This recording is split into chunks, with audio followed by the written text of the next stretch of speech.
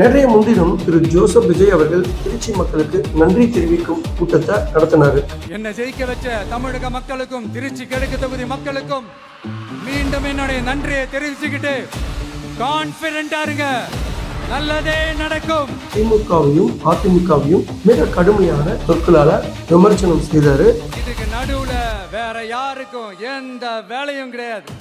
ஏதாவது இருக்குன்னு சொல்றீங்க?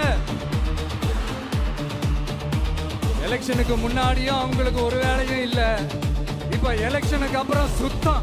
திமுகவின் துணை பொதுச் செயலர் ராசா அவர்கள் கடுமையான சொற்சொல்களை உபயோகிச்சாரு. முதலமைச்சர் அவர்களே, உங்களுக்கு ரொம்ப சங்கடமா இல்ல? நான் வேற வார்த்தை பயன்படுத்த விரும்பல.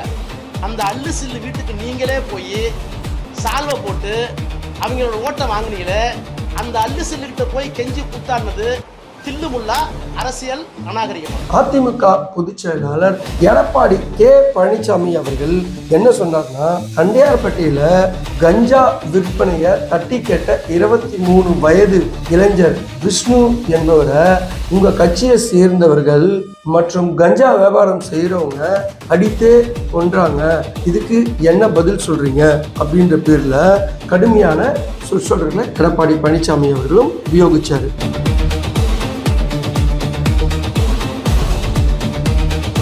அமமுக பொதுச் செயலாளர் திரு டிடிவி தினகரன் அவர்களும் கடுமையான சொற்சொல்களை யூஸ் பண்ணியிருக்காரு.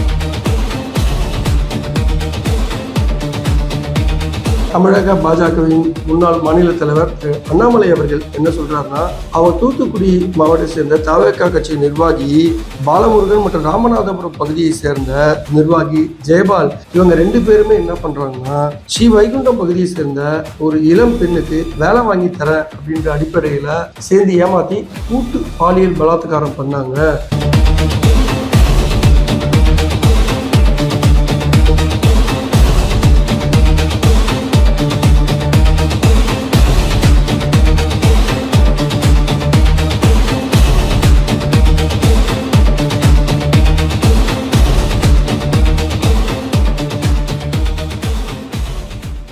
வணக்கம் HKS வாய்ஸ் மீடியா நேயர்களே. ஸோ இன்னைக்கு இந்த காணொலியில நம்ம என்ன பார்க்க போறோம் அப்படின்னா, நேற்றைய முன்தினம் திருச்சிக்கு தமிழக முதல்வர் ஜோசப் விஜய் அவர்கள் நன்றி தெரிவிக்கும் கூட்டத்தை நடத்தினார் இல்லையா? அந்த கூட்டத்துல திமுக அதிமுக கடுமையாக விமர்சனம் செய்தார். இந்த கடுமையான விமர்சனத்தோட எதிர்வினையாக தான் அக்கட்சிகளை சேர்ந்தவர்கள் மீண்டும் அவருக்கு கடுமையான பதிலடி கொடுத்திருக்காங்க. அதை கூடவே அமமுக பொதுச் செயலாளர் டிடிவி தினகரனும் திரு அண்ணாமலை அவர்களும் கடுமையான விமர்சனங்களை வச்சிருக்காங்க. ஸோ இந்த விமர்சனங்கள் எதை நோக்கி போகுது? ஏன் எதிர்கட்சிகள் திரு ஜோசப் விஜய் மீது அவர்கள் விமர்சனத்தை வச்சாங்க? திரு ஜோசப் விஜய் அவர்கள் ஏன் இந்த கட்சிகள் மீது விமர்சனம் வைச்சாரு அப்படின்றது தான் இந்த காணொலியோட சிறப்பு அம்சமா நம்ம பார்க்க போறோம். ஸோ அதுக்கு முன்னாடி அம்பிள் ரிக்வஸ்ட், எங்க சேனலை தொடர்ந்து பார்க்குறவங்க சப்ஸ்கிரைப் பண்ணிட்டு பாருங்க, கூடவே பெல் பட்டனையும் அழுத்திட்டு பாருங்க. வாங்க நிகழ்ச்சிக்குள்ள போலாம். ஸோ நேற்றைய முன்தினம் திரு ஜோசப் விஜய் அவர்கள் திருச்சி மக்களுக்கு நன்றி தெரிவிக்கும் கூட்டத்தை நடத்தினாரு. அந்த கூட்டத்துல பாத்தீங்கன்னா திமுகவையும் அதிமுகவையும் மிக கடுமையான சொற்களால விமர்சனம் செய்தாரு. ரொம்பவே அனல் பறக்கவே பேசினாருங்க. ஆனா அதுக்கு பதிலடியா திமுகவின் துணை பொதுச் செயலர் ராசா அவர்கள் கடுமையான சொற்சொல்களை உபயோகிச்சாரு. ஏன் அப்படின்னா, திரு ஜோசப் விஜய் அவர்கள் தமிழக முதலமைச்சர் திமுகவை தில்லுமுள்ளு கட்சி அப்படின்னு சொல்லி கடுமையா உபயோகப்படுத்தினார்ல, அந்த வாக்கிய தான் திரு ராசா அவர்கள் அல்லு சில்லு அப்படின்னு சொன்ன அதிமுக கட்சியோட கூட்டணி வைக்கிறதுக்காக அவர்கள் வீட்டுல போய் நின்னீங்க, நீங்க தான் தில்லுமுள்ளு பண்ணீங்க, நல்லா இருக்கிற ஒரு கட்சிய உடைச்சி அதுல தில்லுமுள்ளு பண்ணது நீங்களா இல்ல திமுகவா அப்படின்னு சொல்லி கடுமையா விமர்சனம் பண்ணாரு. அதே போல திமுக ஆட்சியில தான் நிறைய பெண்களுக்கு எதிரான குற்றங்கள், கொலை குற்றங்கள், சட்டம் ஒழுங்கு பிரச்சனை, கஞ்சா போதை நடமாடுது அப்படின்னு நீங்க சொன்னீங்க. ஆனா ஆட்சி மாறிச்சு, காட்சி மாறல அப்படின்றது எதிர்கட்சிகளோட விமர்சனம் இல்லையா?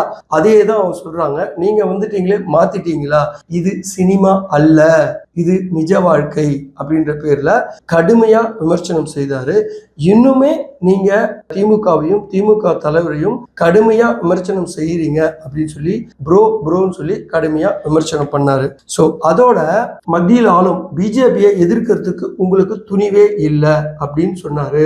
உங்க அமைச்சர்கிட்ட நிருபர்கள் திருவள்ளூருக்கு காவி சாயம் பூசினாங்களே, இதை பத்தி நீங்க என்ன நினைக்கிறீங்க அப்படின்னு கேட்கும்போது அவர்கள் இதற்கு நோ கமெண்ட்ஸ் அப்படின்னு சொல்லி ஓடுறத பார்க்கும்போது நீங்க பயந்து கிடக்குறீங்க, அப்போ உங்க சக்தி எங்க போச்சு அப்படின்ற முறையில மிக கடுமையான வார்த்தைகள்ல உபயோகப்படுத்தினாங்க. அதாவது சட்டசபையில ரொம்ப சோர்வாகவும் மன அமைதி இல்லாமையும் இருந்த நீங்க திருச்சிக்கு போன மாநாட்டுல எழுதி கொடுத்த ஸ்கிரிப்டை ரொம்ப அழகா பேசுனீங்க அப்படின்ற முறையில கடுமையான சொற்சொடர்களை வீசினாரு. அதே போல அதிமுக பொதுச் செயலாளர் எடப்பாடி கே பழனிசாமி அவர்கள் என்ன சொன்னார்னா, தண்டையார்பேட்டையில கஞ்சா விற்பனைய தட்டி கேட்ட 23 வயது இளைஞர் விஷ்ணு என்பவரை உங்க கட்சியை சேர்ந்தவர்கள் மற்றும் கஞ்சா வியாபாரம் செய்யறவங்க அடித்தே கொன்றாங்க, இதுக்கு என்ன பதில் சொல்றீங்க அப்படின்ற பேர்ல கடுமையான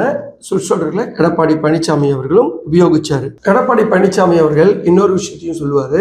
அதாவது திருச்சியில பேசும்போது தமிழக முதல்வர் கொஞ்சம் கூட வெக்கமே இல்லாம நான் காவல்துறை அதிகாரிகளை நியமிச்சிட்டேன் அப்படின்னு சொல்றாரு. நியமிச்சா மட்டும் போதுமா? நாட்டுல நடக்கும் சட்டம் ஒழுங்க தட்டி கேட்கணும், அதிகாரிகளை வேலை வாங்க தெரியணும். இதே அதிகாரிகள் தான் எல்லா ஆட்சியிலுமே இருப்பாங்க. நம்ம நியமிச்சா மட்டும் போதாது, அவர்களை வேலை வாங்கவும் தெரியணும். தன்னோட இயலாமையை புரிஞ்சிக்காம எதிர்கட்சிகள் மீது பழிய போடுறதுல குறியா இருக்காரு. ஸோ உதாரணத்திற்கு இன்னொரு கேள்வி எடப்பாடி பழனிசாமி அவர்கள் வைக்கிறாங்க. அதாவது சிங்கப்பெண் அதிரடிப்படைய ஏன் நீங்க துவக்கல, அதை துவக்கிற தேதியை தள்ளி வச்சுட்டு உங்களோட ஊழியர், அதாவது உங்க மேலாளரோட வீட்டு கிரக பிரவேசத்துக்கு போறது முக்கியமா? நீங்க அடுத்த வாரம் தள்ளி வச்சிருக்கிற இந்த சிங்கப்பெண் அதிரடிப்படை நீங்க ஒரு வாரம் தள்ளி வச்சா தமிழகத்தில் இருக்க பெண்களுக்கு யார் பாதுகாப்பு அளிப்பது? இப்படி பொறுப்பு இல்லாம இருக்கும் நீங்க எதிர்கட்சிகள் மீது பழியை போடுவதை நிறுத்துங்க அப்படின்னு மிக காட்டமாவே அவர் கேள்வி கேட்டிருக்காரு. அதோட இல்லாம உங்க கட்சியில இருக்கிற உங்க கட்சிக்காரங்க தான் இன்னைக்கு நாட்டுல மிகப்பெரிய தவறுகள் எல்லாம் செய்து கொண்டிருக்கிறாங்க. உங்க கட்சிக்காரங்களையே உங்களால தட்டி கேட்க முடியலன்னா நீங்க எப்படி காவல்துறை அதிகாரிகளை நிர்வகிக்க போறீங்க அப்படின்னு சொல்லி ரொம்ப காட்டமாவே பேசியிருக்காங்க. ஸோ திரு விஜய் அவர்கள் அதிமுகவை கட்சியை பேரு கூட சொல்லாம அந்த கட்சியை மற்றும் பலர் அப்படின்னு பேசுனது எடப்பாடி பழனிசாமி அவர்களுக்கு மிகுந்த கோபத்தை உண்டு பண்ணியிருக்கும்னு நினைக்கிறேன். அதனாலதான் மிக கடுமையாக அட்டாக் செய்ய ஆரம்பிச்சிருக்காங்க. ஸோ அதே போல பாத்தீங்கன்னா அமமுக பொதுச் செயலாளர் திரு டிடிவி தினகரன் அவர்களும் கடுமையான சொற்சொடரை யூஸ் பண்ணியிருக்காரு. ஏன் அப்படின்னா அவருடைய ஒரே ஒரு எம்எல்ஏ காமராஜர் இருந்தார்ல, அவருமே தாவேகாக்கு ஆதரவு தெரிவிச்சிருதுல என்னமோ தெரியல, கடுமையான கோபத்துல இருந்திருப்பார் போல. சோ அவருமே என்ன கேட்கிறாருன்னா, திருச்சியில நடைபெற்ற நன்றி அறிவிப்பு கூட்டத்துல நான் என்ன செய்ய போறேன், இது வரைக்கும் என்ன செய்தேன் அப்படின்னு சொல்லாம கவர்ச்சிகரமா சினிமா வசனங்களையும் டைலாக்கையும் பேசிட்டு போறாரு அப்படின்ற அடிப்படையில கடுமையான விமர்சனங்களை வச்சிருக்காரு. நாட்டுல சட்டம் ஒழுங்கு மிக கடுமையாக பாதிக்கப்பட்டிருக்கு. அதோடு இல்லாம விவசாயிகளுக்கு கடனை தள்ளுபடி செய்வேன் அப்படின்னு சொல்லிட்டு அதுலயும் மாய வேலையை காட்டிட்டு இப்படி மக்களை ஏமாத்துற இவரு எப்படி தமிழகத்திற்கு ஒரு மாற்று அரசியலை முன்னெடுப்பேன் சொல்லிட்டு வந்தாரு அப்படின்னு சொல்லி கடுமையா திட்டுறாங்க. அதே போல தமிழக பாஜகவின் முன்னாள் மாநில தலைவர் திரு அண்ணாமலை அவர்கள் என்ன சொல்றாருன்னா, அவர் தூத்துக்குடி மாவட்டத்தை சேர்ந்த தவேகா கட்சி நிர்வாகி பாலமுருகன் மற்றும் ராமநாதபுரம் பகுதியை சேர்ந்த நிர்வாகி ஜெயபால் இவங்க 2 பேருமே என்ன பண்றாங்கன்னா, ஸ்ரீ வைகுண்டம் பகுதியை சேர்ந்த ஒரு இளம் பெண்ணுக்கு வேலை வாங்கி தரேன் அப்படின்ற அடிப்படையில சேர்ந்து ஏமாத்தி கூட்டு பாலியல் பலாத்காரம் பண்ணாங்க. ஸோ இவர் தேர்தல் பிரச்சார பரப்புரையில பெண்களுக்கு பாதுகாப்பு கொடுப்பேன், அதே போல ஒரு மாற்று அரசியலை கொடுப்பேன் அப்படின்னு சொல்லி ஆட்சிக்கு வந்துட்டு இன்னைக்கு திமுக பாதையிலேயே பயணிக்கிறதா தாவேகா அப்படின்ற பேர்ல கடுமையான சொற்சொடலை வச்சிருக்காங்க. ஸோ எல்லாருமே மாறி மாறி ஒருவரை தாக்கிக்கிறாங்க. ஸோ இந்த தாக்குதலுக்கு தமிழக முதல்வர் திரு ஜோசப் விஜய் அவர்கள் என்ன பதில் வைத்திருக்கிறார்? இனி வரும் காலங்கள்ல தமிழகத்துல சட்டம் ஒழுங்கு சிறப்பாக நடைபெறுவதற்கு என்ன மாதிரி முன்னேற்பாடுகளை எடுக்க போகிறார் என்பதை பொறுத்திருந்து பார்க்கலாம். மீண்டும் உங்களை அடுத்த காணொலியில் சந்திக்கும் வரை உங்களிடமிருந்து விடைபெறுவது உங்கள் HKS. நன்றி, வணக்கம்.